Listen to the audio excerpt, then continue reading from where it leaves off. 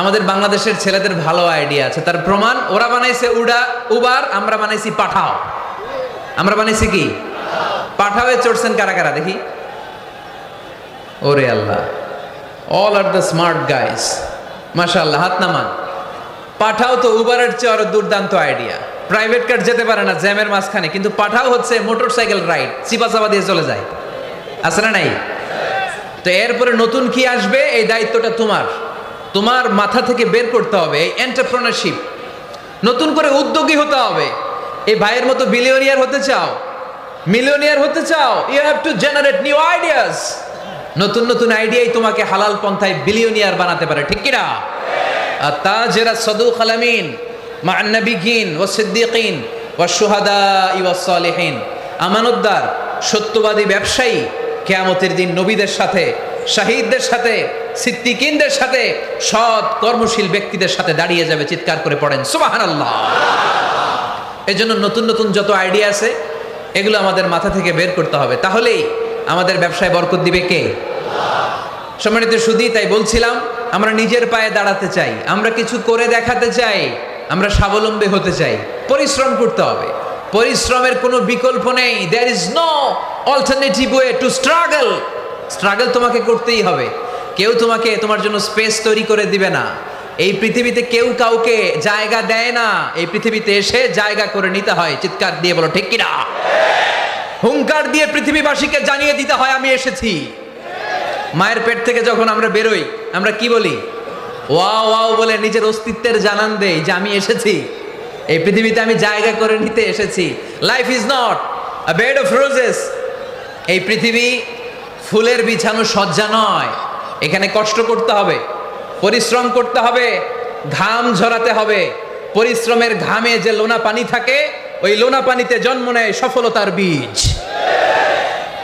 এজন্য পরিশ্রম করতে হবে। সব নবীরা পরিশ্রমী ছিলেন, সব নবীরা কাজ করেছেন।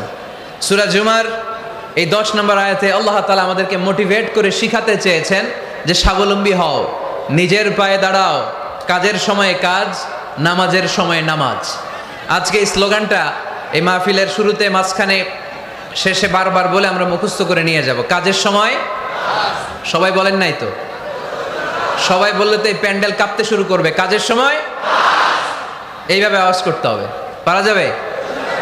নামাজের সময়, কাজের সময়, নামাজের সময়, সিনেমা দেখার সময় দেখা যাবে না? কাজের সময়, নামাজের সময়, এটা মনে থাকবে? মুখস্থ করা যাবে তো? আল্লাহ রাব্বুল ইজ্জা সূরাতুল জুমার 10 নম্বর আয়াতে মূলত আমাদেরকে এই মেসেজটাই দিতে চেয়েছেন। কাজের সময় কাজ, নামাজের সময়। ফাইযা কুদিয়াতিস সালাতু ফান্তাশিরু ফিল আরদি ওয়াবতাগু মিন ফাদলিল্লাহ ওয়াযকুরুল্লাহা কাসীরান লাআল্লাকুম তুফলিহুন। সুবহানাল্লাহ পড়েন। আল্লাহ বললেন যখন তোমাদের নামাজ শেষ হয়ে যায়, ফাইদা কুদিয়াতিস সালাতু, যখন সালাত শেষ হয়ে যায়, ফান্তাশিরু ফিল আরদি, জমিনে ছড়িয়ে পড়ো, ওয়াবতাগু মিন ফাদলিল্লাহ, আল্লাহর দেয়া ফজল তালাশ করো, রিজিক তালাশ করো, ওয়াযকুরুল্লাহা কাসীরান, আল্লাহর জিকির বেশি বেশি করো, লাআল্লাকুম তুফলিহুন, তোমাদেরকে সফল বানায়া দিবে কে? সিস্টেমটা খেয়াল করেন। ফাইদা কুদিয়াতিস সালাহ, যখন সালাত শেষ, ফান্তাশিরু ফিল আরদ, when you are done with your salah, spread out to your workplace, তোমার কাজের জায়গায় চলে যাও। নাকি মসজিদে বসে থাকবেন? নামাজ শেষে কি করতে হবে? কাজের জায়গায় চলে যেতে হবে। এটা ইসলামের নিয়ম, এটা বিশ্বনবীর সুন্নাহ, এটা আল্লাহর দেয়া পদ্ধতি। ফাইদা কুদিয়াতিস সালাতু, যখন সালাত শেষ হয়ে যাবে, ফান্তাশিরু ফিল আরদ, জমিনে ছড়িয়ে পড়ো, ওয়াবতাগু মিন ফাদলিল্লাহ, আল্লাহর রিজিক তালাশ করো। জমিনের মধ্যে আল্লাহর ফাদাল আছে, রিজিক আছে, এই রিজিকগুলো তালাশ করো। মসজিদে বসে থাকলে এই ফদল বা রিজিক কি পাওয়া যাবে? যাবে না। মসজিদে ঢুকলে রহমত পাওয়া যায়। গাজীপুরের ভাইয়েরা আওয়াজ তুলে বলেন, মসজিদে ঢুকলে কি পাওয়া যায়? এজন্য মসজিদে যখন আমরা ঢুকি, কোন পা দিয়ে ঢুকি? ডান পা দিয়ে ঢুকেই আমরা বলি আল্লাহুম্মা ফতাহলি আবওয়াবা রাহমাতিক, oh Allah, open for us the door of your mercy. আল্লাহ, আমাদের জন্য আপনার সব রহমতের দরজাগুলো খুলে দেন। কারণ মসজিদে ঢুকলেই রহমত দেয় কে? আর মসজিদ থেকে যখন বের হই তখন রহমত নয়, তখন পাওয়া যায় ফদল। যে ফদলের কথা আল্লাহ ইয়াতে বললেন, ওয়াবতাগু মিন ফাদলিল্লাহ। এই ফদল মানে হচ্ছে রিজিক। তাই মসজিদ থেকে যখন বেরোই কোন পা দিয়ে বেরোই? আর কি দোয়া পড়ি? আওয়াজ করে বলেন, আল্লাহুম্মা ইন্নী আসআলুকা মিন ফাদলিক। মানে হে আল্লাহ, আমি আপনার কাছে আপনার ফদল চাই, রিজিক চাই। দুনিয়ার কেউ রিজিক দিতে পারে না, রিজিক দিতে পারে কে? এই রিজিক আমি আপনার কাছে চাই। আবার আল্লাহ বললেন, হুয়াল্লাযী জাআলা লাকুমুল আরদা যালুলা ফামশু ফি মানাকিবিহা ওয়া কুলু মির রিজকি ওয়া ইলাইহিন নুশুর। তিনি তো এমন সত্তা যিনি তোমাদের জন্য জমিনটারে বানিয়েছেন সাহালাতুল মাসালিক, সহজে হাঁটা যায়, চলা যায়, চারা বীজ রোপণ করা যায়, চাষাবাদ করা যায়। আল্লাহ বললেন, জমিনের আনাচে কানাচে ঘুরে বেড়াও, জমিনের মধ্যে তোমাদের জন্য রিজিক রেখে দিয়েছে কে? এই জমিনের সব জায়গায় রিজিক আছে। আপনি জমিনের পাহাড়ে যাবেন, পাহাড়েও রিজিক আছে। জানেন পাহাড়ে কি চাষ হয়? হ্যাঁ, জুম চাষ হয়। বাংলাদেশের পাহাড়ে জুম চাষ হয়, আর মালয়েশিয়ার পাহাড়গুলোতে সব চাষ হয়। মালয়েশিয়া একটা জায়গা আছে ক্যামেরুন হাইল্যান্ড, ভাই গেছিলেন নাকি? ৬,০০০ ফিট উপরে, ঠান্ডা, প্রচন্ড ঠান্ডা। আমি প্রায় যাই, ওখানকার চা বাগানের স্নিগ্ধ হাওয়া আমাকে টানে খুব, বাতাসটা খুবই ক্লিন, ভাল লাগে। ওই ক্যামেরুন হাইল্যান্ডে ৬,০০০ ফিট উপরে ওরা করেছে ফুলের বাগান, ফলের বাগান, চায়ের বাগান, স্ট্রবেরির বাগান, মধুর চাষ করে। আর এই ৬,০০০ ফিট উপরে এই ভেজিটেবলস আইটেমগুলো দিয়ে তারা পুরো মালয়েশিয়ার খাদ্যদ্রব্যের যত সংকট, সব সংকট তারা দূরীভূত করেছে। সুবহানাল্লাহ পড়েন। তো ওনারা পাহাড়ের উপর চাষ করে, আর আমরা সমতল জায়গায় চাষ করতে চাই না। চাষাবাদ করতে আমাদের লজ্জা লাগে। কি লাগে? যুবক ভাইয়েরা, কাজে কোনো লজ্জা নেই। কাজে কি নেই? পরিশ্রমে লজ্জা নেই। লজ্জা হচ্ছে অলসতায়, লজ্জা হচ্ছে অকর্মণ্যতায়। আমরা কাজ করে খেতে চাই, পরিশ্রম করে খেতে চাই। রাজি আছো সবাই? এখন অনেকে রুফ গার্ডেনিং করে। রুফ গার্ডেনিং মানে ছাদের, বাসার ছাদের উপরে কি সুন্দর পেঁপে গাছ, আম গাছ। আমি নিজে দেখেছি, নিজেরা খায়, আশেপাশের প্রতিবেশীদের সবাইকে দেয়, বাজারে বিক্রিও করে। নিউ আইডিয়া, রুফ গার্ডেনিং করো। তারপরে একসাথে হাঁসের চাষ হয়, পানিতে হাঁসগুলো ভেসে বেড়ায়, আর নিচে মাছের চাষ হয়। এরকম অনেক যুবক আছে যারা এগুলো করে করে স্বাবলম্বী হয়েছে। আমরা এগুলো করতে চাই না, আমাদের লজ্জা লাগে। আমাদের হোটেলের মেসিয়ারি করতে লজ্জা লাগে, ছোট্ট ফুচকার দোকান দিতে আমাদের লজ্জা লাগে। কিন্তু বিশ্বনবীর ছাগল চড়াতে কোনো লজ্জা লাগতো না। কাজে কোনো লজ্জা আছে? লজ্জা কিসে তাইলে? অলসতায়। আওয়াজ করে বলো, লজ্জা কিসে? অলসতা করা যাবে না। অলসতাকে আজকের প্রোগ্রাম থেকে আমরা না বলে দিব। আমরা অলসতাকে বলে দিব নো। অলসতাকে আমরা কি বলবো? নো। আমরা অলস হতে চাই না, আমরা খেটে খেতে চাই, ঘাম ঝরাতে চাই। পরিশ্রমের ঘামের লোনা পানিতে জন্ম নেয় সফলতার বীজ। আমরা সফল হতে চাই, ঠিক কিনা?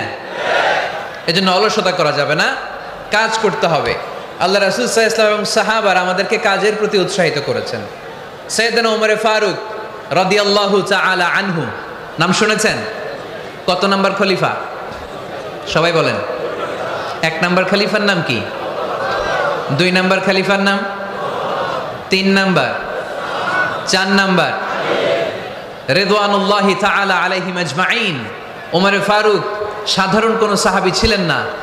তিনি এমন সাহাবী ছিলেন, বিশ্বনবী সাল্লাল্লাহু আলাইহি ওয়াসাল্লাম বলেছেন, আমার পরে কোনো নবীও নাই, রাসূলও নাই, তবে আমার পরে যদি কেউ নবী হতো, আমার ওমর নবী হয়ে যেত। বিশ্বনবী বলছেন, লা নবিয়্যা বা'দি ওয়ালা রাসূলা, আমার পরে কোনো নবী নাই, রাসূল নাই। লাউ কানা বা'দি নাবিয়্যুন লাকানা উমর, তবে আমার পরে যদি নবী হওয়ার কোয়ালিটি আমার কোনো সাহাবীর মধ্যে থেকে থাকে, আমার ওমরের মধ্যে সেই কোয়ালিটি আছে। প্রভু তুমি বলেছো রাসূল দেবে না, বলনি দেবে না ওমর, বলনি দেবে না হামজা তারি, খালিদ বিজয়ী সমর। প্রভু তুমি বলেছো রাসূল দেবে না, বলনি দেবে না ওমর, বলনি দেবে না হামজা তারিক, খালিদ বিজয় সমর, প্রভু তুমি বলেছ রাসূল দেবে না। সুবহানাল্লাহ পড়েন। ওমরে ফারুক রাদিয়াল্লাহু তাআলা আনহু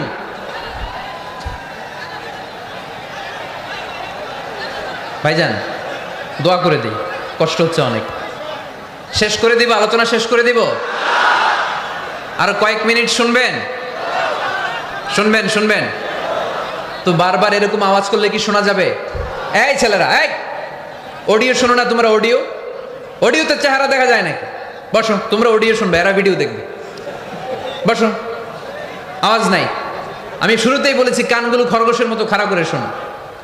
অডিও রেকর্ডের মধ্যে কি চেহারা দেখা যায়? এখানে যারা দেখতে পান ওই দিকে তাকা, ওই যে ওই যে ওখানে প্রজেক্টর আছে, আওয়াজ করা যাবে না।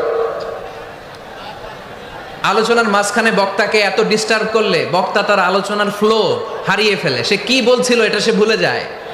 সে মাথার মধ্যে কি কি পয়েন্টস, কি কি মেসেজগুলো শেয়ার করার জন্য সে আগাচ্ছিল এটা সে ভুলে যায়। এজন্য আর কয়েক মিনিট কথা বলবো, আর কষ্ট দিব না আপনাদেরকে, একটু চুপ থাকবেন। দ্বিতীয় খলিফার নাম কি ছিল? সবাই বলেন কি নাম? সাইয়েদনা ওমর ফারুক রাদিয়াল্লাহু তাআলা আনহু। উনারে মুনাফিকরা খুব ভয় পেত। কারা? মুনাফিক চিনেন তো? ভিতরে এক বাইরে আরেক, তার নাম? সবাই বলেন ভিতরে এক বাইরে আরেক, তার নাম মুনাফিক। ইউযহিরু খিলাফামা ইউবতেন, আরবিতে কি বলে? ইউযহিরু খিলাফামা ইউবতেন, প্রকাশ করে একটা, ভিতরে আরেকটা। ভিতরে এক বাইরে আরেক, তার নাম? সবাই বলেন ভিতরে এক বাইরে আরেক, তার নাম? আমরা কি মুনাফিক হতে চাই? এরা যখন যে সুবিধাজনক অবস্থানে থাকে তখন তার সাথে থাকে। ডান দিকে যে বলে আপনি ভালো, আমি আপনার দলের লোক। বায়ে যে বলে আরে না এটা খারাপ, আপনি ভালো, আমি আপনার দলের লোক। এরকম আছে না নাই? যখন যে ক্ষমতায় তখন তারে তেল মারে। যেদিকে বৃষ্টি আর তুফান ওইদিকে ছাতা ধরে। আছে না নাই? বাংলাদেশে একটা গান চলছিল কিছুদিন, শুনতাম, মধু হই হই বিষ হাবাইলা। সূরাতুল মুনাফিকুনের তাফসীর বোঝানোর জন্য এটা আমার জন্য খুব সহজ ছিল। মধু হই হই বিষ হাবাইলা। বলে মধু, বলে কি? বাটির মধ্যে নিয়ে আসছে, বলে এটা মধু, বলে কি? আসলে এটা কি? জোরে বলেন। আমরা কি মুনাফিক হতে চাই? না। আমরা কি হতে চাই? মুনাফিকরা হচ্ছে এদিকেও যায় না আবার ওদিকেও যায় না। মুযাবযাবিন, they all the time long in dilemma, they don't know where to go, they don't know where to proceed, কোন দিকে যাবে জানে না, ডানেও না বায়েও না, নেহি এদার নেহি ওদার, দারমিয়ান মে সাদার বাদার। এরকম আছে না? উপর দিয়া ফিটফাট, ভিতর দিয়া সদরঘাট। সদরঘাট এখনো ফিটফাট হয় নাই। তো এই মুনাফিকের অবস্থা হচ্ছে উপরে ফিটফাট, ভিতরে সদরঘাট। আমরা কি মুনাফিক হতে চাই? কি হতে চাই? মুমিন হতে চাই। এই মুনাফিকের দলগুলো মদিনাতুল মুনাওয়ারাতে ওমরে ফারুককে খুব ভয় পেত। ওমরে ফারুককে দেখলে তারা থারথার করে কাঁপতো। শুধু মুনাফিকরাই নয়, খোদ ইবলিস শয়তানও সাইয়েদনা ওমরে ফারুককে দেখলে ভয় পেত।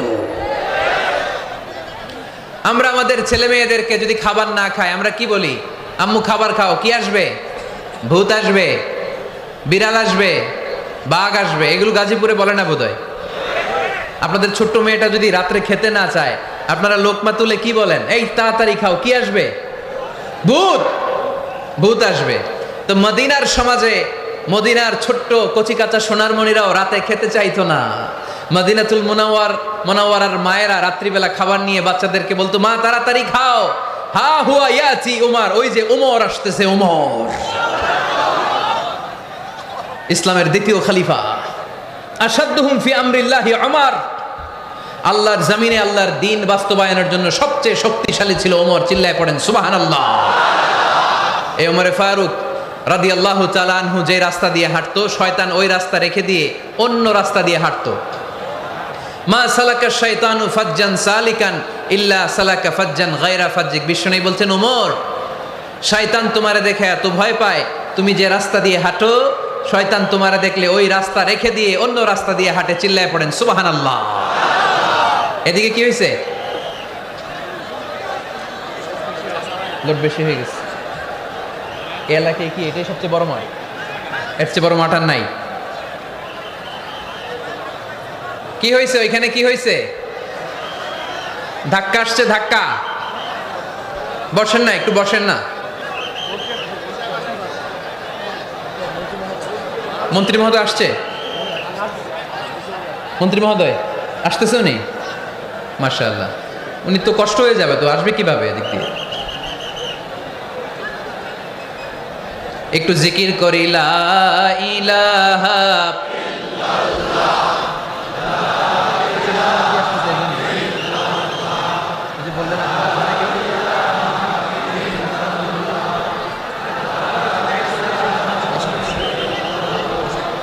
লা ইলাহা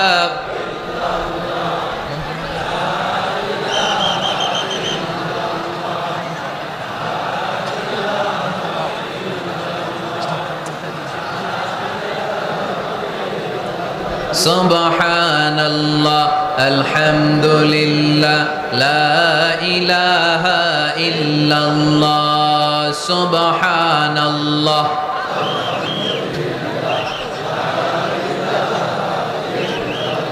আল্লাহ নামের জিকির করবে যারা, আল্লাহর কাছে প্রিয় তারা।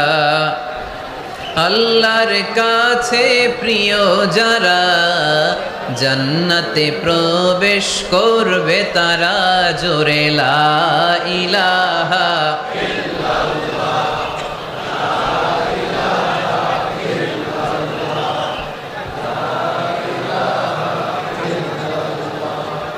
লা ইলাহা ইল্লাল্লাহ লা ইলাহা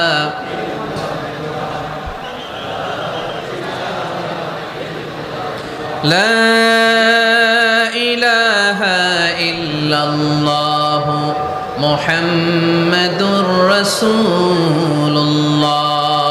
সাল্লাল্লাহু আলাইহি ওয়াসাল্লাম। সাইয়েদনা ওমর ফারুক মসজিদে নববীর ইমাম। মসজিদে নববীর কি ইমাম? আপনারা শুনতেছেন? এই ছেলেরা বসে যাও, বসে যাও, বসে যাও, বসে যাও। সাইয়েদনা ওমর ফারুক মসজিদে নববীর ইমাম। এদিকে তাকান, আমার দিকে তাকান, আমার দিকে তাকান। উনি প্রত্যেক নামাজের ইমামতি করতে আসতেন মসজিদে নববীতে। জোহরের নামাজে ইমামতি করলেন। ইমামতি করে দেখলেন নামাজ শেষ, সবাই বের হয়ে চলে যায়। এটাই ইসলামের নিয়ম, ঠিক কিনা? ফাইদা কুদিয়াতিস সালাতু ফান্তাশিরু ফিল আরদ ওয়াবতাগু মিন ফাদলিল্লাহ। নামাজের সময় খায়া ফেলাইছি। নামাজের সময়, কাজের সময়, নামাজের সময়, কাজের সময়। ফাইদা কুদিয়াতিস সালাহ, যখন নামাজ শেষ হয়, ফান্তাশিরু ফিল আরদ, জমিনে ছড়িয়ে পড়ো। এটা ইসলামের আইন। তার মানে আল্লাহ বোঝাতে চাইলেন নামাজের সময় মসজিদে চলে যাও। নামাজ যখন শেষ হয়ে যাবে, শিক্ষক চলে যাবে স্কুলে, কৃষক চলে যাবে ফসল খেতে, মেম্বার অফ দ্য পার্লামেন্ট চলে যাবে সংসদ ভবনে, ব্যবসায়ীরা চলে যাবে শপিং মলে, ঠিক কিনা? কাজে চলে যাও। ওমর ফারুক নামাজের ইমামতি করিয়ে নামাজ শেষ করলেন। সবাই চলে গেল। ইয়ামান দেশ থেকে আসা কিছু লোক গোল হয়ে বসে আছে, জিকির আজকার করে, ইবাদত করে। এরা যায় না। এরা কি করে না? যায় না। আসরের নামাজে সাইয়েদনা ওমর ফারুক রাদিয়াল্লাহু তাআলা আনহু নামাজের ইমামতি করলেন। নামাজ শেষ, সবাই চলে যায়, এরা যায় না।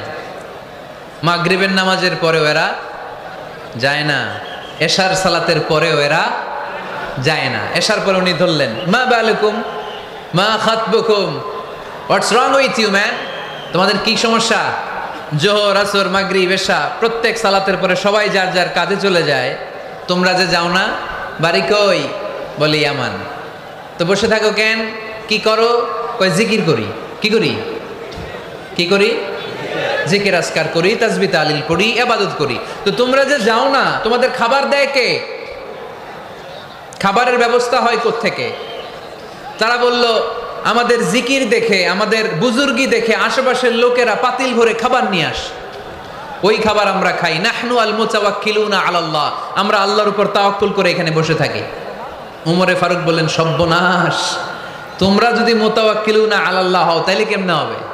তোমরা তো মুতাওয়াক্কিলুনা আলাল্লাহ নাও, তোমরা হচ্ছে আল মুতাওয়াক্কিলুন বা'দুকুম আলা বা'দ, আল্লাহর উপর তাওয়াক্কুলকারী নয়। তোমরা যারা পাতিলের মধ্যে করে খাবার নিয়ে আসে তাদের উপর তাওয়াক্কুল করে বসে আছো, ঠিক কি না? তোমাদের জিকিরও চলে, আবার মাথায় টেনশনও চলে, পাতিল কি ছোট আসবে না বড় আসবে, খাবারে আমার ভাগেরটা থাকবে কি থাকবে না, টেনশন আছে না নাই? কারণ অন্যের উপর নির্ভরশীল, নিজে রান্না করে নাই, নিজে তো বাজার করে নাই, নিজের তো অ্যারেঞ্জমেন্ট বলতে কিছু নাই, আরেকজন যা দিয়ে যাবে ওইটা খাবে। ওমরে ফারুক বুঝালেন, আরে বোকা, এটারে তাওয়াক্কুল বলে না। তোমার সাধ্যে যতটুকু আছে তার সবটুকুন করার পরে তুমি তাওয়াক্কুল করবে একজনের উপর, তিনি কে? এক সাহাবী বললেন, ইয়া রাসূলুল্লাহ, ইয়া হাবিবাল্লাহ সাল্লাল্লাহু আলাইহি ওয়াসাল্লাম, আমি অনেক দূর থেকে সফর করে এসেছি, এই যে আমার ওটের রশিটা এটা ছেড়ে দিয়ে যদি আমি ঘুমিয়ে যাই, আল্লাহর উপর তাওয়াক্কুল করি, আমার ওটটা বসে থাকবে নাকি? বিষ্ণু বললেন, না, এটারে তাওয়াক্কুল বলে না। ওটের রশি রেখে দিয়ে ঘুমাইলে তোমার ওট দৌড় দিবে। এ আকিলহা সুম্মা তাওয়াক্কাল আলাল্লাহ, ওটের রশিটা আগে দড়ি দিয়ে ভালো করে গাছের সাথে বাঁধো, তারপরে তাওয়াক্কুল করবে একজনের উপর, তিনি কে? আগে বাঁধতে হবে, তারপরে তাওয়াক্কুল, আগে কাজ করতে হবে, তারপরে তাওয়াক্কুল। এক লোক বড় হুজুরের কাছে দোয়া চাইছে, হুজুর আপনি দোয়া করবেন আল্লাহ যেন আমার একটা ছেলে সন্তান দেয়। কি দেয়? কথা বুঝে নাই বোধ হয়। কি দেয়? ছেলে সন্তান দেয়। তো হুজুর অনেক দোয়া করে দিছে, বড় হুজুর, আল্লাহ তারে তুমি ছেলে সন্তান দিও। তো ছেলে সন্তান হয় নাই। তার পরের বছর এসে আবার হাজির, হুজুর একটু দোয়া করেন আমার জন্য আল্লাহ একটা ছেলে সন্তান দেয়। হুজুর আবার দোয়া করলেন, কিন্তু ছেলে আর হয় নাই। পরের বছর এসে আবার হাজির, হুজুর একটু দোয়া করেন। কি দোয়া করবো বাপ? বলে হুজুর দোয়া করেন আল্লাহ যেন আমার একটা ছেলে সন্তান দেয়। হুজুর আবার দোয়া করলেন। এর পরের বছর এসে আবার হাজির, কয় হুজুর ছেলে সন্তান। হুজুরকে ঘটনা কি? ঘটনা কি? এর সন্তান হয় না কেন? বললো বাবা তুমি কি বিয়ে করছো? কয় না। সন্তান হবে কোত্থেকে? আগে তো বিয়ের পর্বটা সার, তারপরে তাওয়াক্কুল করবি কার উপর? বিষ্ণু বললেন, তাগদু খেমাসান তারুহু বেতানান, পাখিগুলোর মতো যদি সকালবেলা তাওয়াক্কুল করে বের হয়ে যাও, প্রতিটা পাখি, আপনাদের গাজীপুর এলাকায় পাখির বাসা আছে নাকি? কি পাখি আছে? বাবুই পাখি, হ্যাঁ কি পাখি? সব আছে। তো এই পাখিগুলো এই গাজীপুরের বিভিন্ন গাছপালার উপরে যে নিড় বানিয়েছে বাসা, দেখবেন সকালবেলায় এই পাখিগুলো আল্লাহর উপর তাওয়াক্কুল করে বের হয়ে যায়। এই পাখিগুলো জানে কোন জায়গায় ওর রিজিক আছে। এই পাখিগুলোর রিজিকের ব্যবস্থা করলো কে? সারাদিন শেষে পাখিগুলো আবার ওদর পূর্তি করে পাখিগুলোরে নিড়ে ফিরিয়ে দেয় কে? জানে না কোথায় খাবার আছে। আমাদের ফ্রিজ আছে, ফ্রিজ, ডিপ ফ্রিজ, 7 দিনের বাজার করে ডিপ ফ্রিজের মধ্যে খাবার রেখে দেই। পাখিদের ডিপ ফ্রিজ আছে নাকি? আমাদের টাকা বেশি ঘরের মধ্যে হয়ে গেলে ব্যাংকের মধ্যে অ্যাকাউন্টে ফেলে দিয়ে আসি। পাখিদের কোনো ব্যাংক অ্যাকাউন্ট আছে নাকি? আহা, তারুহু তাগদু খিমাসান তারুহু বিতানান, সকালবেলা পাখিগুলো কিচির মিচির আল্লাহর জিকির করে বের হয়ে যায়। বিকেলবেলা প্রতিটা পাখির পেটে খাবার দিয়ে আবার ফিরিয়ে দেয় কে? এটার নাম তাওয়াক্কুল। ওমরে ফারুক বললেন, তোমরা যা করছো এটা তাওয়াক্কুল নয়।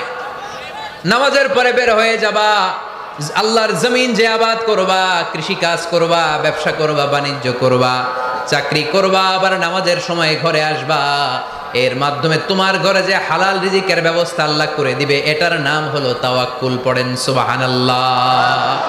গোটা জমিনটা আমাদের, গোটা জমিন আমাদের জন্য আল্লাহ দিয়েছেন। যেখানে যাবেন রিজিকের ব্যবস্থা আছে না নাই? আপনাদেরকে শোনাইছি না যে বাংলাদেশের পাহাড়ে কি চাষ হয়? ওখানে জুম রেখেছে আল্লাহ। মালয়েশিয়ার ক্যামেরুন হাইল্যান্ডে আল্লাহ ফলের বাগান, ফুলের বাগান রেখেছে। আবার আপনি সাগরের মধ্যে নামলে রিজিক আছে না নাই? কি আছে? মাছ। সুবহানাল্লাহ কইবেন না? ওয়ালাকাদ কাররামনা বানি আদম ফাহামালনাহুম ফিল বাররি ওয়াল বাহরি ওয়া রাযাকনাহুম মিনাত তাইয়্যিবাত। রব্বুল আলামিন বলেন, আমি পুরো বনি আদমকে সম্মানিত করেছি, জলে স্থলে সব জায়গায় মানব জাতিকে বিচরণের সুযোগ করে দিয়েছি, আর মানুষের জন্য আমি আল্লাহ হালাল রিজিকের ব্যবস্থা করেছি। সুবহানাল্লাহ পড়েন। হালাল রিজিকের ব্যবস্থা আল্লাহ করেছেন। এজন্য everyone should be energetic, everyone should be active. আমাদেরকে অ্যাক্টিভ হতে হবে, এনার্জেটিক হতে হবে, শ্রম করে করে কষ্ট করে করে আমাদেরকে আগাতে হবে। স্রষ্টা আমাদেরকে একটা যুদ্ধে ঠেলে দিয়েছেন, সংগ্রাম করে করে আমাদেরকে বেঁচে থাকতে হয়, ঠিক কিনা? এই জমিনে যখন আমরা এসেছি তখনই আমি সংগ্রাম করেছি। বিশ্বাস করেন, একজন স্বামীর এক ফোঁটা বীর্যের মধ্যে যদি 20 কোটি শুক্রাণু না থাকে, কয় কোটি? আরো জোরে। 20 কোটি শুক্রাণু যদি না থাকে, 20 কোটি বা 2 কোটি শুক্রাণু যদি না থাকে, তাহলে ওই শুক্রাণু থেকে কোনো মানব সন্তান মায়ের পেটে জন্ম নেয় না। তাহলে চিন্তা করেন, ওই 20 কোটি শুক্রাণুর মধ্যে আমি একটা শুক্রাণু, ঠিক কিনা? এতগুলো শুক্রাণু ডিম্বাণুকে আঘাত করে অ্যাক্টিভ হতে চেয়েছিল, ওই 2 কোটির মধ্যে বাকি সবগুলোরে হারিয়ে চ্যাম্পিয়ন হয়েছিলাম সেদিন মায়ের গর্ভে আমি। চিল্লায় বলো ঠিক কিনা? সেদিন আমার হাত ছিল না, সেদিন আমার পা ছিল না, আমার চোখ ছিল না, আমার রেসপিরেটরি সিস্টেম ছিল না, আমার ব্রেন সচল ছিল না, আমার মামা ছিল না, আমার দাদা ছিল না, আমার গায়ে শক্তি ছিল না। ওই কঠিন পরীক্ষায় যদি 2 কোটি কম্পিটিটরকে আমি হারিয়ে বিজয় লাভ করতে পারি, এই জমিনের বুকেও আমার কেউ হারাতে পারবে না। চিল্লায় বলো ঠিক কিনা? আমরা এসেছি বিশ্বকে জয় করার জন্য, জয় করার জন্য। আবার যখন মায়ের পেট থেকে বের হই, তখনও আমাকে সংগ্রাম করে বেরোতে হয়। এইখানে তোমরা আমার ছোট্ট সোনামণিরা সিজারে হইছো কারা কারা? দেখি সিজারে, যে হুজুর আমি সিজারে পৃথিবীতে এসেছি। হাত তোলো। কয়েকজন হাত তুলছে, মাশাআল্লাহ, ঠিক আছে, অসুবিধা নেই, হাত নামাও। এটা একটা প্রাকৃতিক নিয়ম, মায়ের পেট থেকে পৃথিবীতে আমরা এভাবে আসি। কেউ প্রাকৃতিক পদ্ধতিতে আসি, কেউ সিজারে আসি। যারা সিজারে আসছে তারা এই কষ্টটা সহ্য করে নাই, তাদের অন্য ধরনের স্ট্রাগল পৃথিবীতে আসার পরে। কিন্তু আমরা যারা নর্মাল প্রসেসে এসেছি, সেই সময়টার কথা খেয়াল করেন। আমাদের দেহের সাইজ অনেক বড়, আমাদের ওজন অনেক বেশি, কিন্তু আমাদের মায়ের যেই অঙ্গটা দিয়ে আমরা পৃথিবীতে এসেছি, ওই জায়গাটা বড় সরু। খুব ছোট্ট একটা জায়গা দিয়ে এই বিশাল দেহ নিয়ে আমাকে সংগ্রাম করে আসতে হয়েছে, ঠিক কিনা? এবং এটা ল্যাবরেটরিক্যালি প্রুভড, সায়েন্টিফিক্যালি অ্যাটাস্টেড যে এটা একজন বাচ্চার জন্য, নবজাতক নিউ বর্ন বেবির জন্য খুবই স্বাস্থ্যকর, খুবই হেলদি। কারণ এই ছোট্ট জায়গাটা দিয়ে, মায়ের ওই ছোট্ট অঙ্গ দিয়ে আমরা যে পৃথিবীতে আসি, আমাদেরকে একটা চাপ সহ্য করতে হয়। ওই চাপের কারণে আমার নাকের ভিতরে, কানের ভিতরে যে ধরনের দূষিত গ্লিসারিন আছে, পদার্থ আছে, এগুলো সব বের হয়ে যায়। আর এই প্রচন্ড চাপটা আমাদের দেহটাকে কর্ম সহিষ্ণু হয়ে গড়ে তুলতে সাহায্য করে। কোন সুবহানাল্লাহ। নিয়ে আসেন এখানে, নিয়ে আসেন শেষের দিকে। এভিডেভিট নাই, পরে হবে। তাহলে আপনারা দায়িত্ব নিয়ে এভিডেভিট করবেন, শুধু শাহাদা পড়বে আমার হাতে, ঠিক আছে, ফাইন। সেই দিন আমরা স্ট্রাগল করে পৃথিবীর বুকে এসেছিলাম। যেদিন মায়ের পেট থেকে যুদ্ধ করে আমাকে পৃথিবীতে আসতে হয়েছে, ওই দিন আমার কান ছিল? এখনকার মতো কানের শক্তি ছিল? এখন যে হাতে শক্তি, ওই শক্তি ছিল? ওই কঠিন পরিস্থিতিতে যদি আমি সংগ্রাম করে টিকে থাকতে পারি, বর্তমান সময়ে আমাদেরকে কেউ আটকায় রাখতে পারবে না, পারবে না। ইন্নাকা কাদিহুন ইলা রাব্বিকা কাদহান ফামুলাকি। আল্লাহ বললেন, ও বনি আদম, তোমাকে কষ্ট করতে করতে আমার কাছে আসতে হবে। আবার আল্লাহ বললেন, লাকাদ খালাকনাল ইনসানা ফি কাবাদ। আমি বনি আদমকে, দুনিয়ার সবগুলো মানুষকে কর্মসহিষ্ণু করে তৈরি করেছি। সুবহানাল্লাহ বলেন। কর্মসহিষ্ণু। আমাদের এক একজন মানুষ যে আমরা কতটা কষ্ট আর ধৈর্য সহ্য করতে পারি, আপনি কল্পনাও করতে পারবেন না। নর্মাল প্রসেসে আমাদের মা যেদিন আমাদেরকে ডেলিভারি দিয়েছিলেন, তখন আমাদের মা 57 ইউনিট প্লাস। সুস্থ মানুষ ব্যথা সহ্য করতে পারে 45 ইউনিট। কত ইউনিট? কিন্তু আমাদের মা যেদিন আমাদেরকে দুনিয়ার বুকে এনেছিলেন, সেদিন আমার মা, আপনার মা ব্যথা সহ্য করেছিল 57 ইউনিট প্লাস, 57 ইউনিটেরও বেশি। এই ব্যথাটা সাধারণ কোনো ব্যথা নয়। একটা অ্যাক্সিডেন্টে আপনার দেহের 20টা হাড় বা হাড্ডি ভেঙে গেলে যত ব্যথা, তার চেয়েও বেশি ব্যথা আমার মা সহ্য করেছিলেন। আমার মাকে ওই দিন এই ব্যথাগুলো সহ্য করার তৌফিক দিয়েছিলেন কে?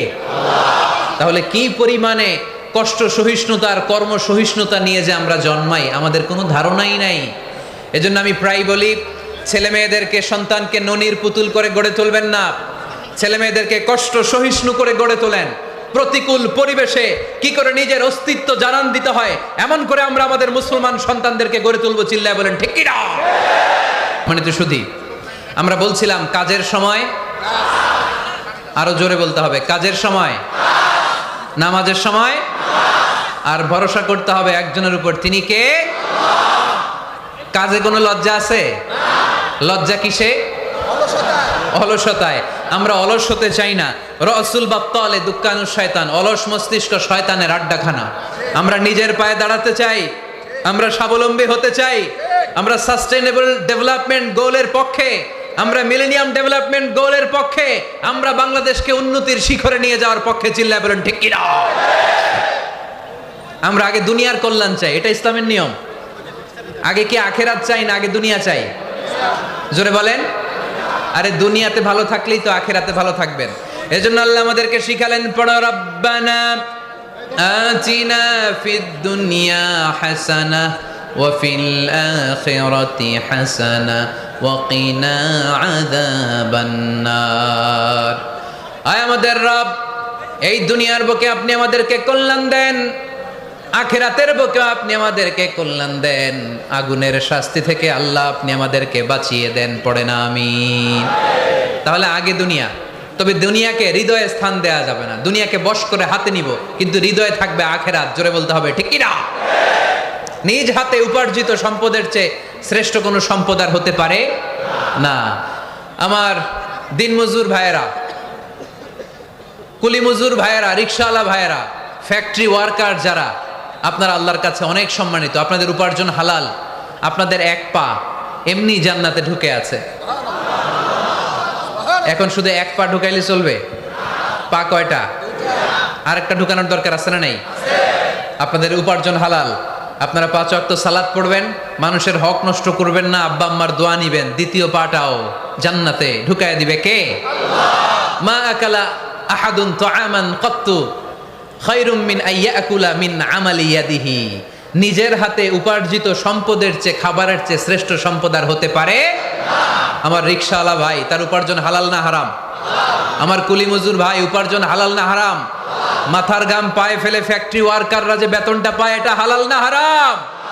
তাদের দোয়াকে কবুল করে নিবে কে? এজন্য যুবক ভাইরা, never under estimate any job. কোন জবকে, কোন চাকরিকে ছোট করে দেখার সুযোগ নাই, কারণ আমার উপার্জন হালাল হলেই ওই হালাল উপার্জনে বরকত দিবে কে? Whether it's the small or big, you don't care. এটা তোমার কেয়ার করার দরকার নাই। চাকরি পেলেই একটা ঢুকে যাবা, চাকরি পেলেই ঢুকে যাবা, কারণ আমাদের চাকরির বাজার মন্দা। আমাদের বাংলাদেশ, ভারতে কোন একটা চাকরির জন্য চেয়েছে 8 পাস, ওইখানে অ্যাপ্লাই করে ডক্টরেট ডিগ্রি দাঁড়িয়ে আসে না নাই? এত কষ্ট করে চাকরি পাওয়া পৃথিবীর কোথাও লাগে না, কারণ আমাদের পপুলেশন বেশি। তাই চাকরির জন্য আমাদের বসে থাকা লাগবে না, আমাদেরকে উদ্যোক্তা হতে হবে, আমাদের এন্টারপ্রেনার হতে হবে। শুরুতে যেটা বলেছিলাম, আমাদের আইডিয়াকে কাজে লাগাতে হবে, ঠিক কিনা? আর যাই করব আমরা ভালোভাবে করব। ভালোভাবে করলে ওই কাজে বরকত দেয় কে? আল্লাহ। ভালোভাবে করার জন্য আল্লাহ তাআলা সূরাতুল মুলকে আমাদেরকে গাইডলাইন দিয়েছেন। রব্বুল আলামিন বলেন, আল্লাযী খালাকাল মাউতা ওয়াল হায়াতা লিয়াবলুয়াকুম আইয়ুকুম আহসানু আমালা।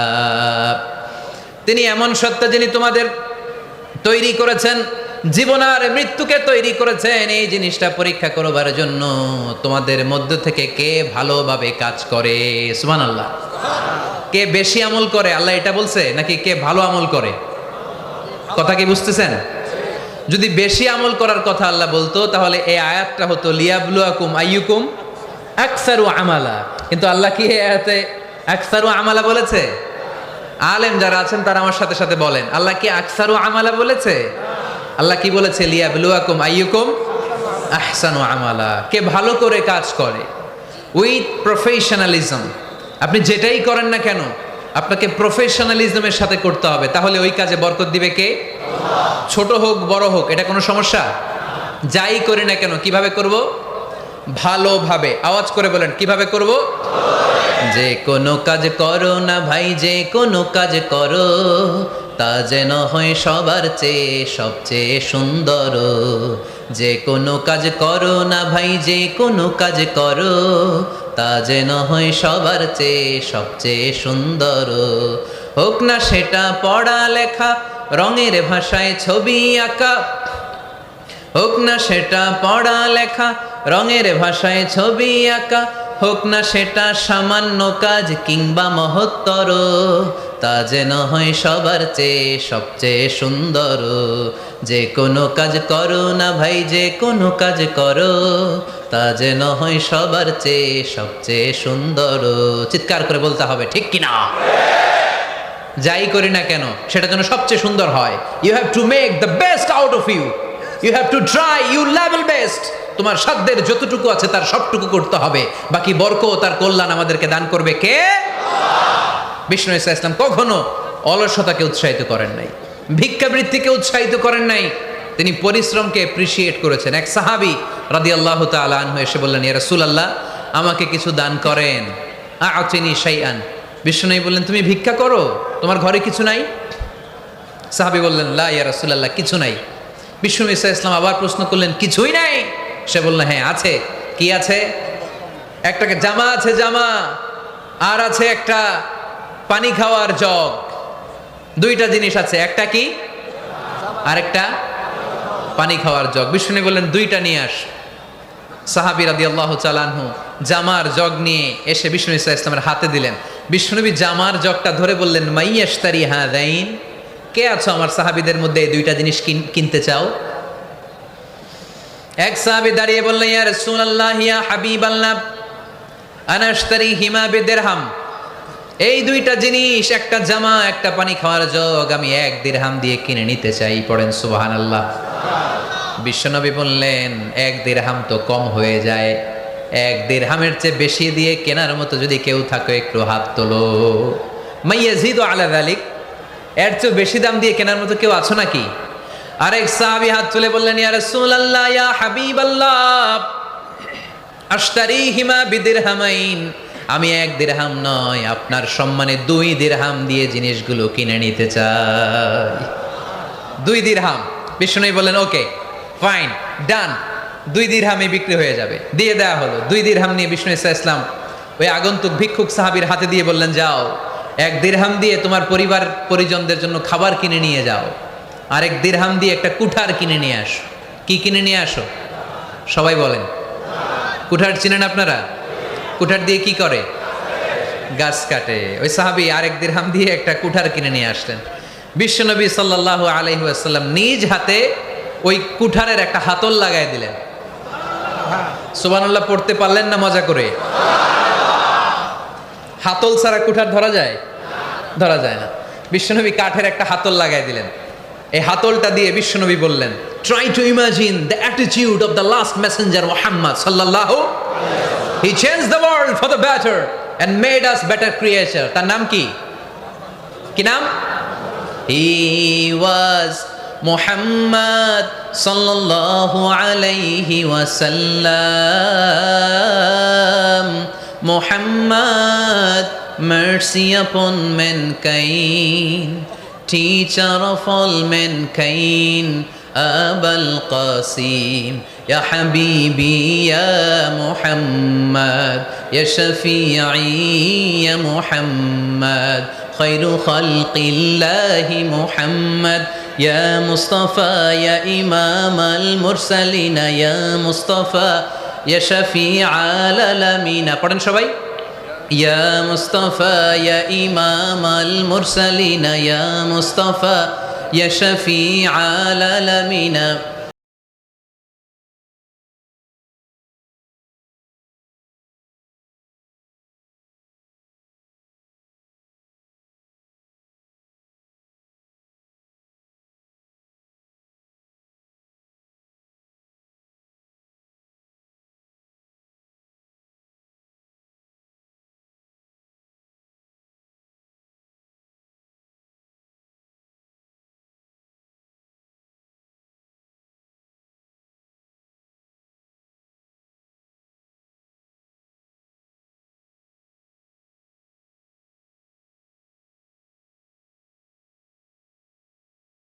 Mankind, teacher of all mankind, Abul Qasim, Ya Habibi, Ya Muhammad, Ya Shafi'i, Ya Muhammad, Khairu Khalqillahi Muhammad, পড়েন সবাই, ইয়া মুস্তাফা ইয়া ইমামাল মুরসালিনা ইয়া মুস্তাফা ইয়া শাফিআল আলামিনা ইয়া মুস্তাফা ইয়া ইমামাল মুরসালিনা ইয়া মুস্তাফা ইয়া শাফিআল আলামিনা মুহাম্মদ। সুবহানাল্লাহ পড়েন। হি ওয়াজ মুহাম্মদ সাল্লাল্লাহু আলাইহি ওয়াসাল্লাম। বিশ্বনবী নিজ হাতে ওই সাহাবীর কুঠারের ভেতরে একটা হাতল লাগাইয়া দিলেন। ঘটনা মনে আছে নাকি নাশিদ শুনে ভুলে গেছেন? ঘটনা মনে আছে সবার? তিনি হাতল লাগাই দিলেন আর বললেন, যাও, গায়ে শক্তি আছে, তাগড়া যুবক, এই কুঠার নিয়ে জঙ্গলে যাও, জঙ্গলে যে কাঠ কাটো, লাকড়ি বানাও, বাজারে যে বিক্রি করো। লা ইয়াহতাতিবা আহাদুকুম হাজমাতান ফি যাহরিহি খায়রুম মিন আই ইয়াসআলা আহাদান ফায়ু'তিয়াহু আও ইয়ামনাহু। যাদের গায়ে জোর আছে, শক্তি আছে, পরিশ্রম করে লাকড়ির বোঝা পিঠে নিয়ে বাজারে বিক্রি করা অনেক ভালো কারো কাছে হাত পাতার চেয়ে। কারণ তুমি হাত পাতলে লোকজন তোমার দিতেও পারে, নাও দিতে পারে, কিন্তু পরিশ্রম কখনো বৃথা যায় না। What is the moral of the story? রাসূল সাল্লাল্লাহু আলাইহি ওয়াসাল্লামের এই প্রফেটিক স্টোরি থেকে আমাদের শিক্ষা কি? বিশ্বনবী বললেন, যাও, কাঠ কেটে নিয়ে আসো। লা উরিদু আন আরাকা 15 আইয়াম, সামনের 15 দিন আমি যেন আমার চোখ দিয়ে তোমার আমার আশেপাশে ঘুরঘুর করতে না দেখি। সাহাবী চলে গেলেন, কাঠ কাটতে আরম্ভ করলেন, বাজারে বিক্রি করতে আরম্ভ করলেন। 15 দিনের ব্যবধানে 10 দিরহাম নিয়ে বিশ্বনবীর দরবারে ওই সাহাবী হাজির হয়ে গেলেন।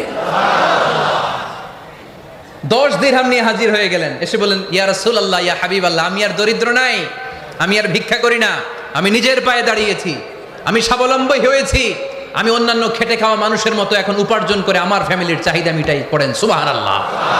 What is the moral of the story? এই প্রফেটিক স্টোরি থেকে আমাদের জন্য শিক্ষা হচ্ছে, বিষ্ণু ইসা ইসলাম চাইলেই ওই 2 দিরহাম দিয়ে বলতে পারতেন, যাও, এটা দিয়ে খাবার কিনে খাও। দুপুরবেলা খাইতো, রাত্রেবেলা আবার জাকাতের লাইন ধরতো। কথা কন?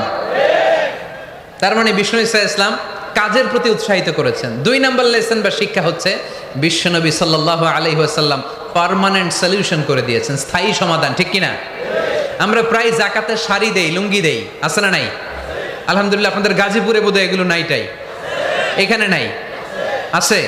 যদি থেকে থাকে এই ট্র্যাডিশন আপনারা বন্ধ করবেন। জাকাতের শাড়ি বলতে কোনো শাড়ি নাই, জাকাতের লুঙ্গি বলতে কোনো লুঙ্গি নাই। কারণ জাকাতের শাড়ি আর জাকাতের লুঙ্গি যদি আপনি বিতরণ করেন আর সামান্য সয়াবিন তেল আর চাল ডাল যদি আপনি প্যাকেট করে দিয়ে দেন, তাহলে 1 মাস পরে আবার যে সে আরেক জায়গায় জাকাতের লাইনে দাঁড় হয়ে যাবে। চিল্লা এখন, ঠিক কিনা? এজন্য আপনাকে পার্মানেন্ট সলিউশনের ব্যবস্থা করতে হবে। আমি সব জায়গায় বলি যে প্রতিটি জেলার বিজনেস ম্যাগনেট যারা আছেন তারা সবাই মিলে একটা জাকাত ম্যানেজমেন্ট প্ল্যাটফর্ম গড়ে তুলুন। সেখান থেকে এমনভাবে জাকাত দিন যাতে মানুষ স্বাবলম্বী হতে পারে। স্বাবলম্বী বানানোর জন্য, দারিদ্র বিমোচনের জন্য জাকাত এসেছে, জাকাতের শাড়ি লুঙ্গি বিতরণের জন্য নয়। আর জাকাতের শাড়ি এত পাতলা, মশারি কি পাতলা, এর চেয়েও পাতলা। দেখছেন কখনো? এটারে একবার ধোয়ার পরে দ্বিতীয়বার পরা যায় না। একবার ধোয়ার পরে শাড়ির দিকে তাকাইলে শাড়ি আমনের দিকে বেশকি মেরা থাকবো। কথা বলেন, ঠিক কিনা? এইভাবে শাড়ি লুঙ্গি দেয়া যাবে? এভাবে তো শাড়ি লুঙ্গি বিতরণ করলে যারা লাইন ধরে জাকাত নিতে আসলো, এই আল্লাহর বান্দাদেরকে অপমান করা হয়। আর আল্লাহ বললেন, ওয়ালাকাদ কাররামনা বানি আদম, আমি পুরো বানি আদমকে সম্মানিত করেছি। ফেরেশতার সম্মান বেশি না মানুষের? বুঝা শুনে বললেন, কার? তুমি মাটির আদমকে প্রথম সৃষ্টি করিয়া ঘোষণা করিয়া দিলে শ্রেষ্ঠ বলিয়া, তাই তো নূরের ফেরেশতা করে আদমকে সেজদা। সুবহানাল্লাহ পড়েন। তাই তো নূরের ফেরেশতা করে আদমকে সেজদা, সবার চেয়ে সম্মান দিলে মাটির আদমকে। পড়েন, আল্লাহু আল্লাহু তুমি জাল্লে জালালুহু, শেষ করা তো যায় না গে তোমার গুণগান। আল্লাহু আল্লাহু, সুবহানাল্লাহ পড়েন। আহা, মানুষের মর্যাদা সবচাইতে বেশি। এজন্য জাকাত যারা নিতে আসে তাদেরকে অপমান করা যাবে না। এর কারণ জাকাত দিয়ে আপনি কোনো করুণা করেননি, বরং ওরা জাকাত নিয়ে আপনাকে এই ফরজ ইবাদত করার সুযোগ করে দিয়ে আপনার প্রতি করুণা করে গিয়েছে। আওয়াজ করে বলেন, ঠিক কি না? অনেকে মনে করে আমি জাকাত দিয়ে আমি মনে হয় দয়া করছি, আমি মনে হয় করুণা করছি। আচ্ছা, যারা গরিব ওরা যদি জাকাত না নেয় ওর সমস্যা আছে? নিমুনা জাকাত, কিন্তু আমি যদি বলি দিমুনা, আমার খবর আছে না নাই? আমার জন্য দেয়া ফরজ, ওর জন্য নেয়া ফরজ না। তাই আমি দিয়ে করুণা করিনি, ও আমার কাছ থেকে যাকাত নিয়ে জাহান্নামের আগুন থেকে আমাকে বাঁচিয়ে ও আমাকে দয়া দেখিয়েছে।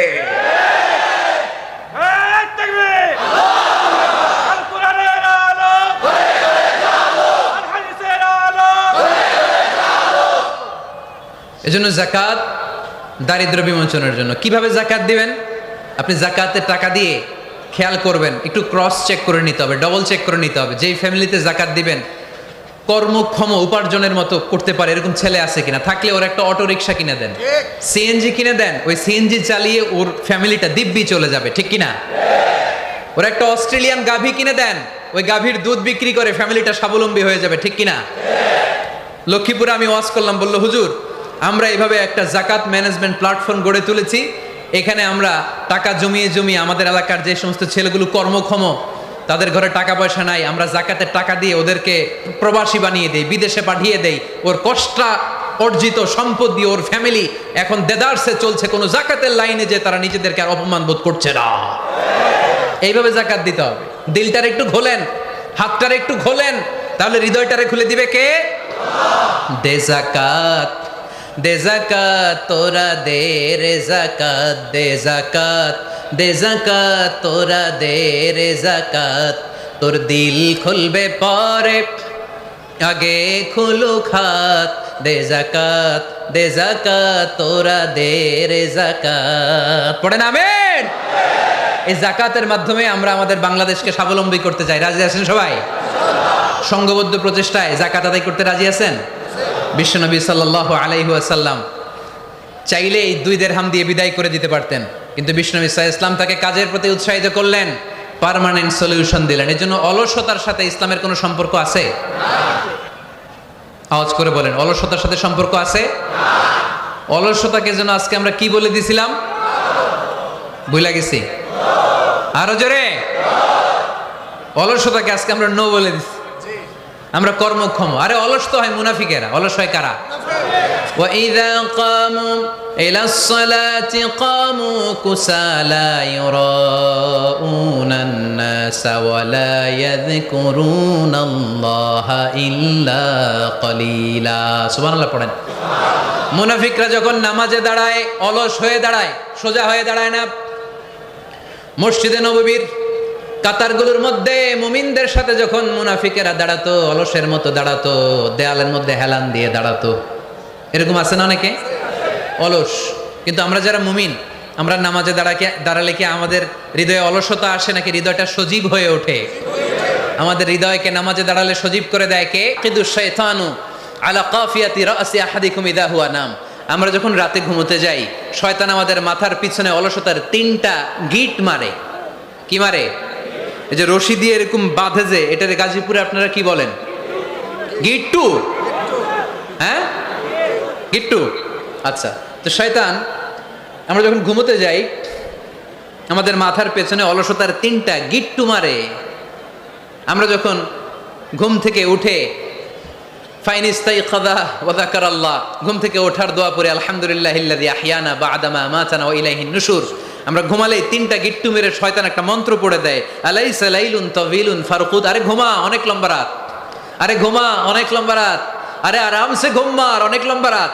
এই মন্ত্র পড়ে 3টা গিট মারে। আমরা যখন ঘুম থেকে উঠে ঘুমের দোয়া পড়ে ফেলি, একটা গিট্টু খুলে দেয় কে? আল্লাহ।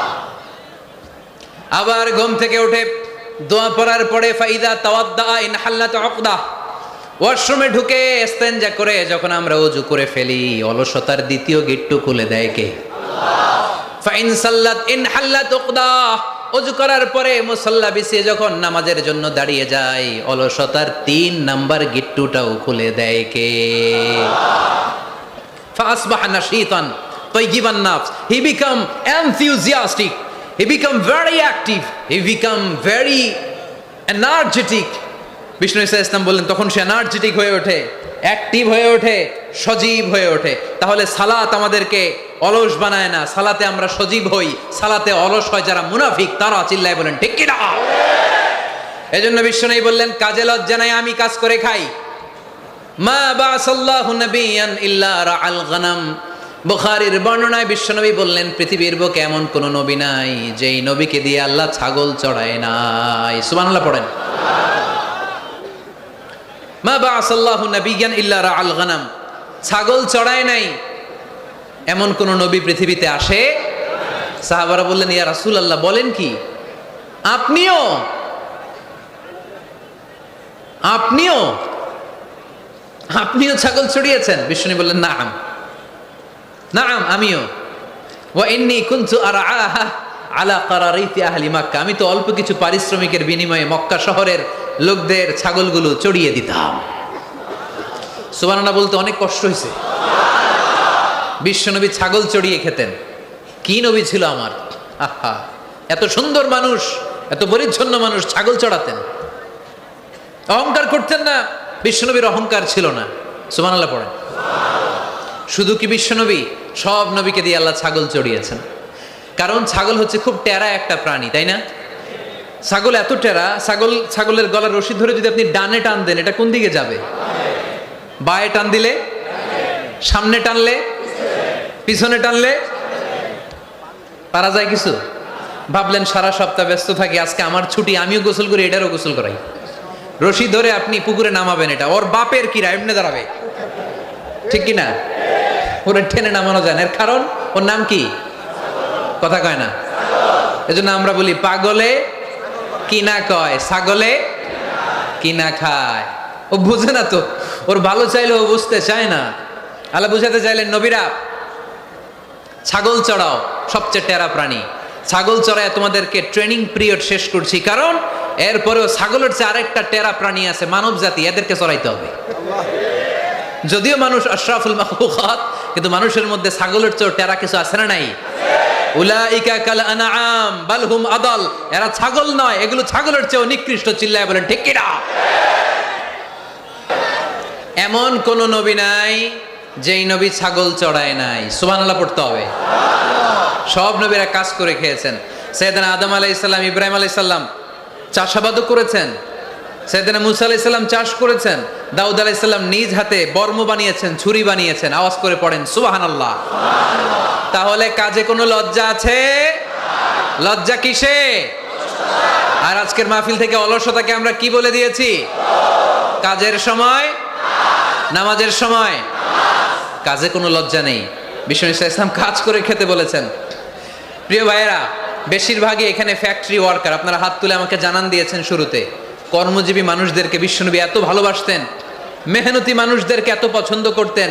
বিদায় হজের ভাষণেও বাদ যায়নি মেহনতি মানুষদের কথা। তিনি বলেছেন, খবরদার খারাপ আচরণ করবে না। নিজেরা যা খাবে তাদেরও তা খাওয়াবে, নিজেরা যা পড়বে তাদেরকেও তা পড়াবে। আতুল আজিরা আজরাহু ক্বাবলা আইয়াজিফা আরাকু, সুনানে ইবনে মাজার হাদিস। শ্রমিকের ঘাম শুকিয়ে যাওয়ার আগে তার পারিশ্রমিক দিয়ে দাও। আবার বিশ্বনবী বললেন, খবরদার, সালাসাতুন আনা খাসমুহুম, কিয়ামতের দিন 3 শ্রেণীর ব্যক্তির বিরুদ্ধে আমি আল্লাহ নিজে মামলা দায়ের করব। এক শ্রেণীর ব্যক্তি হচ্ছে রাজুলুন ইস্তাওফা আজিরান, ইস্তাআজারা আজিরান ফাস্তাওফা মিনহু ওয়া লাম ইয়াতি আজরা। যে ব্যক্তি শ্রমিক ভাড়া করে কাজ করালো কিন্তু তার টাকা দেয় নাই, তার পারিশ্রমিক দেয় নাই, আল্লাহ বলেন কিয়ামতের দিন তোর বিরুদ্ধে আমি দাঁড়াবো। I will be against you in the day of judgement. কেউ তোরে কিয়ামতের দিন সাহায্য করে ছুটাতে পারবে না। এজন্য খবরদার, শ্রমিকদের সাথে খারাপ আচরণ করবেন না। আবার শ্রমিক ভাইরাও যারা আছেন, আপনাদের ডিউটি যত ঘন্টা ঠিক তত ঘন্টাই পালন করতে হবে, তা না হলে কিন্তু আপনাদের উপার্জন হালাল হবে না। বিশ্বনবী ইসলামের সাথে বিশ্বনবী ইসলামের কর্মচারীর কি ঘটেছিল, এই ঘটনাটা বলেই আজকে আমরা শেষ করব। আওয়াজ করে পড়েন ইনশাআল্লাহ। আমরা অনেকে মাইক পেলে বড় বড় ভাষণ দেই, কাজের মেয়েদের সাথে খারাপ আচরণ করবেন না, শ্রমিকদের অধিকার, নারীদের অধিকার, বড় বড় এরকম বক্তব্য আছে না নাই? বিশ্বনবী শুধু শ্রমিকদের অধিকারের কথা বক্তব্যের মধ্যে সীমাবদ্ধ রাখেন নাই, ওনার ব্যক্তিগত জীবনেও এগুলো পাবেন। বিশ্বনবী সাল্লাল্লাহু আলাইহি সাল্লামের অ্যাপয়েন্ট করা শ্রমিক, ওনার দাস, ওনার কর্মচারী সাহাবীর নাম ছিল আনাস রাদিয়াল্লাহু তাআলা আনহু। কি নাম ছিল? উনি বিশ্বনবীর ব্যাপারে কি কমেন্টস করছে আমরা শুনে আজকের আলোচনার ইতি টানবো। আওয়াজ করে পড়তে হবে ইনশাআল্লাহ।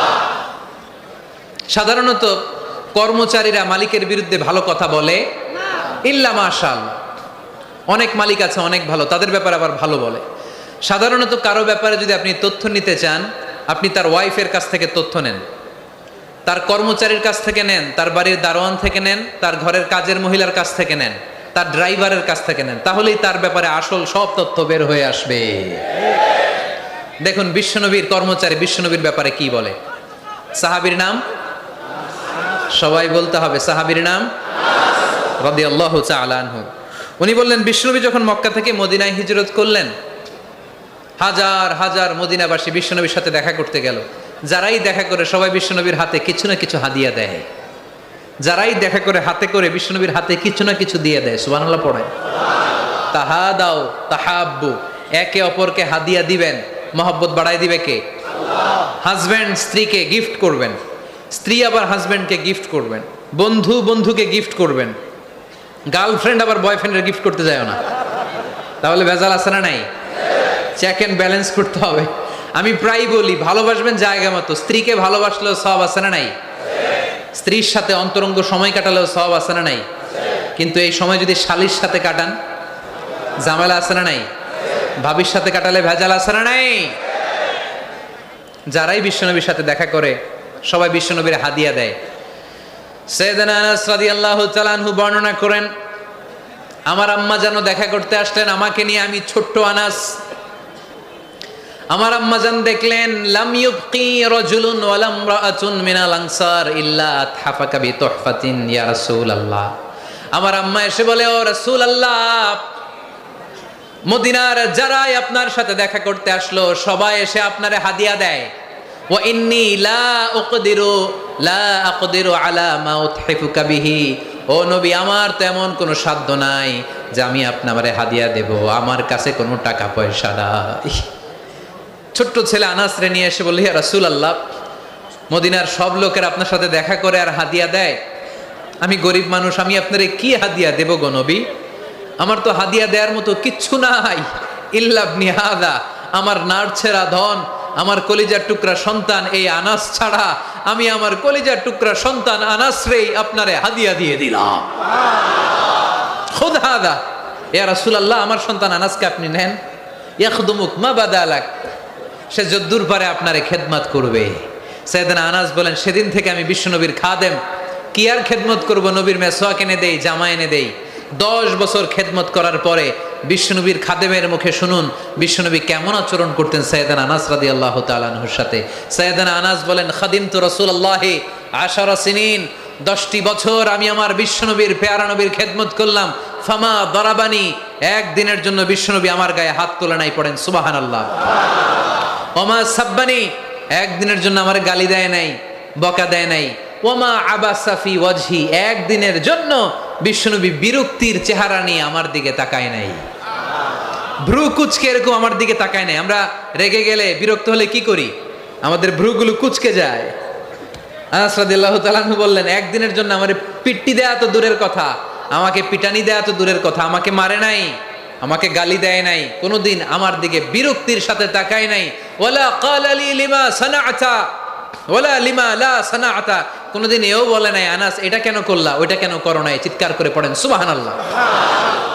এজন্য বিশ্ব নবীর মতো আমাদেরকে আমাদের শ্রমিকদের সাথে, অধীনস্থ কর্মচারীদের সাথে আচরণ করতে হবে। রাজি আছি তো সবাই? এতেকালের আগে বিশ্বনবী সাল্লাল্লাহু আলাইহি সাল্লাম 2টা কথা বললেন। কয়টা? 1 নম্বরে বিষ্ণু ঈসা ইসলাম বললেন আসসালাত, আসসালাত, নামাজ, নামাজ, উম্মতেরা নামাজ, নামাজ ছেড়ে দিও না। 2 নম্বরে বিশ্বনবী বললেন ওয়ামা মালাকাত আইমানুকুম, খবরদার অধীনস্থ কর্মচারীদের সাথে খারাপ আচরণ করো না। আমরা খুব দুঃখের সাথে লক্ষ্য করেছি, পত্রপত্রিকায় এসেছে মানবাধিকার কর্মী, নারী আন্দোলনের কর্মী মাইক পেলে বড় বড় ভাষণ দেয়, আপনারা কর্মীদের সাথে ভালো আচরণ করবেন, কাজের মেয়েদের সাথে ভালো আচরণ করবেন, কিন্তু ওদের বাড়িতে এই কাজের মেয়েরা নির্যাতিত হয়। চিল্লায় বলেন ঠিক কিনা? আহা, পত্রিকার রিপোর্ট দেখে অবাক লাগে। খুন্তি দিয়ে চুলায় লোহা গরম করে পিঠে শেক মেরেছে, এরকম আছে না নাই? বিশ্বনবী সাল্লাল্লাহু আলাইহি সাল্লাম বলেছেন খবরদার, কিয়ামতের দিন তাদের বিরুদ্ধে আল্লাহ মামলা দায়ের করবে।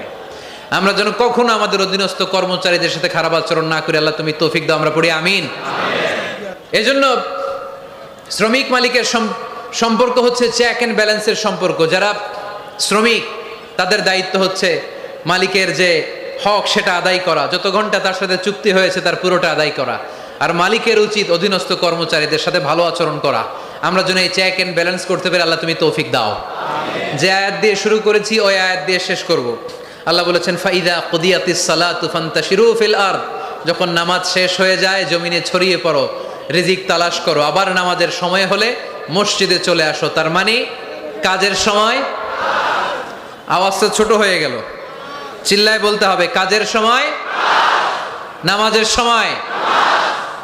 পরিশ্রমে কোনো লজ্জা নেই, লজ্জা হলো আর অলসতাকে আজকের মাহফিল থেকে আমরা সবাই কি বলে দিলাম, মনে থাকবে সবার।